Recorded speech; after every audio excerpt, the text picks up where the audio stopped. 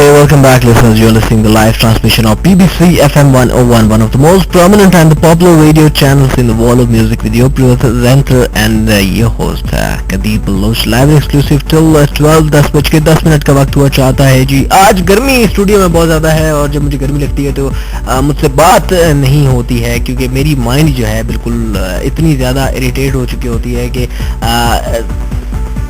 इंसान है जब आप माइक को भी देखना है, आपने कंप्यूटर को भी देखना है और इन सारी चीज़ों के साथ साथ इतनी ज़्यादा स्लिप्स मेरे पास पड़ी हुई हैं, ट्रैक्स आपने सर्च करना है और जब तक आप कंफर्टेबल फील नहीं करेंगे आप कभी भी अपना काम सही तरीके से नहीं कर सकते। आप जहाँ कहीं भी हैं, किसी भी इन्वायरमेंट में हो, किसी भी जगह पर आप बैठे हों, चाहे वो आपकी क्लास हो, चाहे वो आपकी जॉब हो या आप घर का कोई काम कर रहे हो या आप किसी महफिल में बैठे हो, यकीन कीजिए कि अगर आप अनकंफर्टेबल हैं तो आप कभी भी उस चीज़ को एंजॉय नहीं करोगे। और एक डीजे जब तक अनकंफर्टेबल होता है तब तक वो एक अच्छा प्रोग्राम नहीं कर सकता। ये चीज़ मैं हमेशा जब भी डीजे के साथ बैठते थे तो इन सारी बातों को मैं डिस्कस करता था। कल डीजे इनाम तरीन को अगर आप जानते हो, क्यों नहीं जानते थी, one of the favourite DJs यहाँ के थे और काफ़ी अरसे से उन्होंने प्रोग्राम नहीं किया क्योंकि वो थोड़े से मसरूफ़ हो गए हैं, थोड़े से प्रैक्टिकल हो गए हैं, उनकी लाइफ में मसरूफियात इतनी ज़्यादा बढ़ गई हैं कि वो FM 101 को टाइम नहीं दे पा रहे।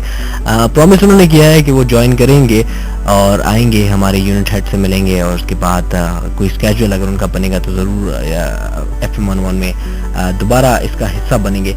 तो कल हम बैठे हुए थे और यही चीज़ डिस्कस हो रही थी कि जब तक एक इंसान अपने काम को एंजॉय नहीं करेगा तो वो कभी भी दूसरों से एक्सपेक्ट नहीं करे कि वो उसके काम को एंजॉय कर रहे हो। ये चीज़ हर जगह पर इम्प्लीमेंट होती है, ये बात हर सिचुएशन में इम्प्लीमेंट होती है कि अगर आप अनकंफर्टेबल हैं तो आप कभी भी कंफर्टेबल काम नहीं कर सकते हो, आप कभी भी अपने काम को सही तरीके से नहीं कर सकते हो। तो कंफर्ट लेवल आपकी माइंड पर डिपेंड करता है कि आपने अपनी माइंड को इतना ज़्यादा सेंसिटिव तो नहीं रखा हो कि छोटी छोटी चीज़ों से आप इरिटेट होना शुरू हो जाए। और अगर आप इस तरीके से बिहेव करेंगे कि हर चीज़ आपको इरिटेट करना शुरू हो जाए, हर सिचुएशन आपको इरिटेट करना शुरू हो जाए, आप अपनी सोच के मुताबिक किसी इन्वायरमेंट में बैठना चाहते हो, आप अपनी सोच के मुताबिक अपने मूड के हिसाब से लोगों को ले जाना चाहते हो और आगे बढ़ना चाहते हो, तो ये चीज़ मुमकिन नहीं है। आपको अपने माइंड को इस तरीके से डेवलप करना होगा कि फिर हर सिचुएशन में आप सर्वाइव कर सको। रफ एंड टफ इंसान को होना चाहिए। इसीलिए थोड़ी सी गर्मी मुझसे बर्दाश्त नहीं हो रही थी, लेकिन फिर भी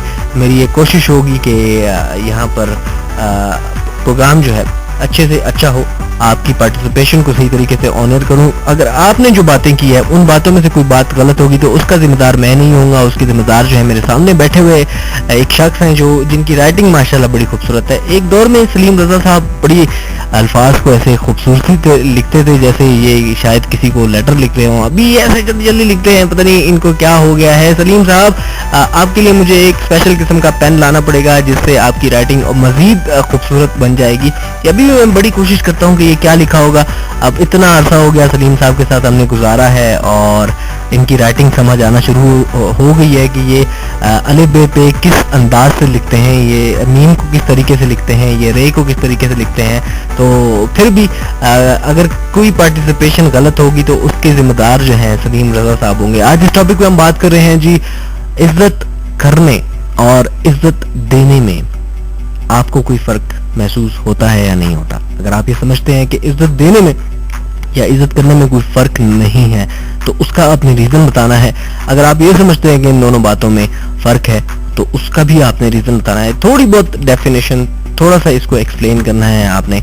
बाकी थोड़ी बहुत हेल्प, अगर आपके दिमाग में कोई क्वेरी आ रही है तो उसको सॉल्व करने के लिए सलीम साहब बैठे हुए हैं, आपके दिमाग से बात निकाल लेंगे कि आप कहना क्या चाहते हैं। यही इनकी जो है सबसे अच्छी बात मुझे लगती है और इनकी कोऑर्डिनेशन में सबसे बेस्ट पार्ट यही है कि ये जब भी किसी लिसनर से बात करते हैं तो ये उनकी माइंड को पढ़ लेते हैं कि वो कहना क्या चाह रहे हैं और उनके माइंड से अल्फाज निकाल कर हम तक पहुंचाते हैं और हम आपकी पार्टिसिपेशन को ऑनर करते हैं। Thank you so very much mister Salim Raza. और जो लोग इस वक्त अनजान बनने की कोशिश कर रहे हैं और वो ये समझते हैं कि वो इस टॉपिक के बारे में कुछ बात नहीं कर सकते या हम क्या कह रहे हैं वो इस बात को जानते ही नहीं है, तो उन सब से गुजारिश है कि आप जरा दिमाग पर जोर दें। इतनी बातें आप लोग करते हैं, इतनी प्यारी प्यारी बातें आप लोग करते हैं लोगों से, मतलब अगर कोई चीज आपको बुरी लगे या किसी शख्स की कोई बात बुरी लगे तो कितनी बातें निकल आती हैं।